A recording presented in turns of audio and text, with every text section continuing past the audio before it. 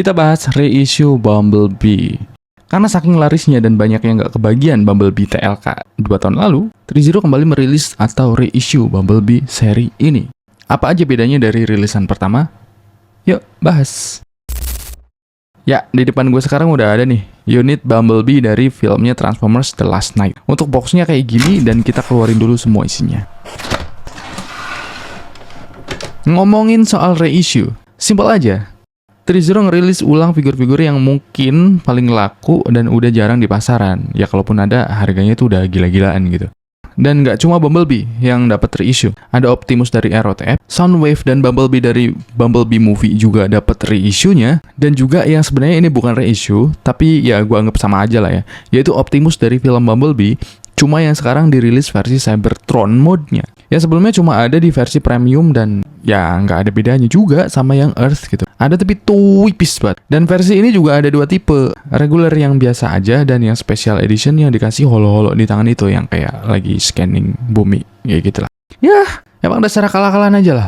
Dan kita balik lagi ke Bumblebee-nya. Soal bahan dan kualitas ya jelas sama aja lah ya. TreeZero punya standar bahan diecast, PVC, ABS, dan POM di setiap lini DLX yang bikin figurnya tuh ya kokoh, kenceng, berat, kayak gitu-gitu.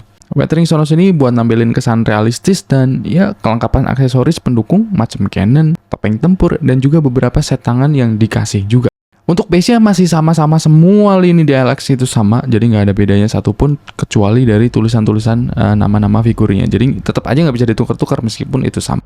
Dan ngomongin soal detail ya balik lagi, ini aspek utama dari produk-produk TreeZero, jadi nggak mungkin kelewat gitu ya. Jadi lu sebenarnya nggak perlu mempertanyakan detailnya tuh bagus nggak, itu sama sekali nggak perlu dipertanyakan. Cuman di sini kan tetap disoroti aspek detail yang diunggulkan tuh di bagian mana sih, seberapa tinggi sih kayak gitu-gitu. Dan sejauh ini ya gue bisa bilang kalau TreeZero adalah satu-satunya yang saat ini mampu bikin karakter-karakter dari film Transformers nangkring di display kita.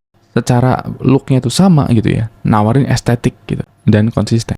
Jadi nggak cuma rilis satu abis itu abis kontrak hilang kayak Soap Studio misalnya atau ya brand yang lain lah. Dan ya kita lihat artikulasinya seperti apa. Jadi pertama untuk antenanya di sini bisa dibuka tutup kayak gini. Terus kemudian kepalanya, bisa leluasa juga begini. Dan di sini ada lampu yang bisa dinyalain juga. Ya itu fitur standar TreeZero lah ya, di mana matanya nyala. Terus kemudian untuk bagian belakang rodanya bisa digerakin kayak gini dan untuk shoulder padnya itu ball joint di sana bisa digerakin tapi nggak begitu leluasa. Terus kemudian di bagian sini juga bisa bergerak begitu. Untuk tangannya bisa setinggi itu.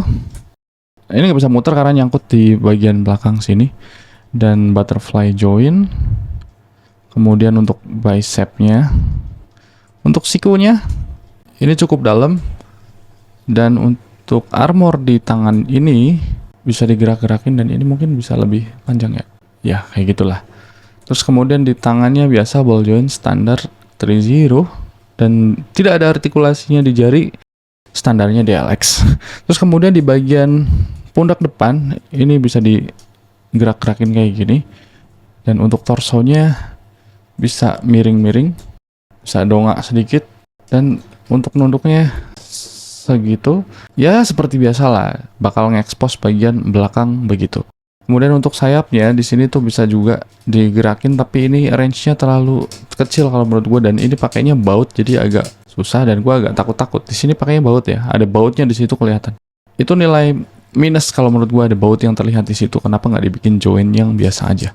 Dan untuk bokongnya bisa digerakin juga di bagian flap belakang.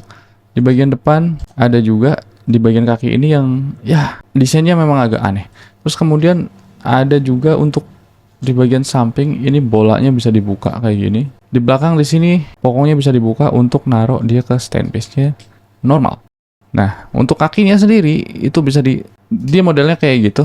Jadi bukan diturunin tarik ya, tapi ya dia maju ke depan gitu. Terus kemudian untuk ininya disiniin dulu dan ini dibuka dulu. Baru kita bisa setinggi itu, putar-putar di paha. Untuk kedepannya bisa setinggi ini, Bumblebee banget lah ya, yang bisa tinggi-tinggi kayak gitu. Aduh, dan ini copot dulu mendingan sih. Untuk belakangnya juga setinggi itu. Dengkulnya, ini double band, ini pertama. Kemudian kita masih bisa tekuk lagi dengan ada pergerakan di bagian tutupnya di situ. Dan ini cukup keras gitu ya. Berat gitu untuk nariknya. Terus kemudian di bagian bawah ada putar-putar di situ, tengok-tengok. Dan di sini juga ada bisa dibuka kayak gitu. Kemudian to articulation juga ada, dan di sini juga masih bisa. Tuh. Jadi ada 2 ya. Tuh. Jadi banyak di sini. Dan di bagian sini juga bisa digerakin. Seperti itu. Jadi untuk artikulasinya banyak, luas.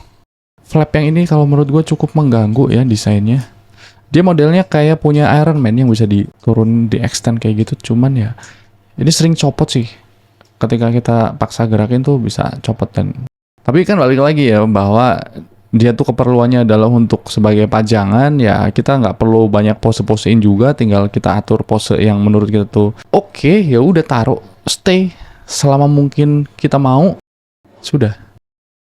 Jadi secara keseluruhan gue bisa bilang ini Bumblebee yang cukup bagus, detailnya tinggi dan akurasi movie-nya tinggi ya. Maksudnya karakternya cukup Bumblebee, karena memang awal-awal Bumblebee munculnya di seri yang bentukannya kayak gini sedari awal ya. Ini gue kasih slide-nya. Dengan matanya, dengan mulutnya yang tipenya begitu, agak serem sih kalau kita bandingin dengan yang versi solonya atau versi Rise of the Beast yang lebih imut gitu mukanya. Ya ini ketika kita bandingin dengan yang Rise of the Beast punya, dan ya Bumblebee yang Ono memang cenderung lebih tinggi, lebih garang, lebih apa ya, lebih kelihatan lebih rumit gitu. Karena memang basic dari mobilnya juga beda dan bentuk mukanya beda banget. Kalau ini tuh masih mirip dengan yang ini Bumblebee Solo. Kalau yang itu udah pakai versi-versi yang sebelumnya kayak DOTM, RKTF gitu-gitu yang serem gitu. Ya ini kalau dijejer bertiga, gue masih tetap paling suka yang ini, yaitu selera balik lagi ya. Jadi soal bagus enggaknya itu semua tetap balik ke selera masing-masing, dan kalau menurut gue pribadi sih ya memang harus punya versi Bumblebee yang ini karena ya gue fansnya Bumblebee. Tapi kalau lu fansnya Optimus ya nggak harus punya. Kemudian apa bedanya dari versi reissue dengan yang original rilisan tahun 2022? Ya sebenarnya kalau dilihat dari bedanya nggak ada. Dan ya produk yang gue lagi pegang ini adalah keluaran dari 2022, karena yang rilisan di reissue ini itu belum masuk ya. Jadi ya ini gambaran aja buat kalian yang nunggu figur TLK Bumblebee ini rilis di reissue-nya, ya sama persis plek-ketiplek.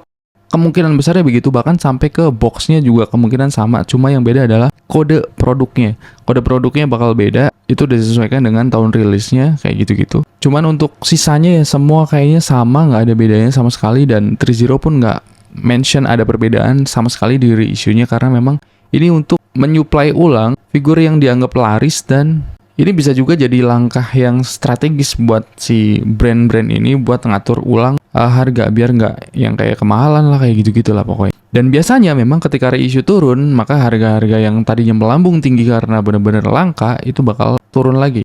Dan keuntungan dari beli yang reissue adalah kalau lu ikut PO di saat-saat ini, gua nggak tahu sekarang masih ada yang buka PO atau enggak karena udah bentar lagi masuk, yaitu dapat harga yang normal gitu, mungkin di kisaran 2, atau 3 jutaan gitu ya. Dan sekarang bisa lu cek di marketplace ya harganya di atas 3 gitu. Dan gue sendiri kemarin beli second belum lama, dan ini gue dapet di harga 3 juta kurang, jadi ya best deal lah kalau menurut gue.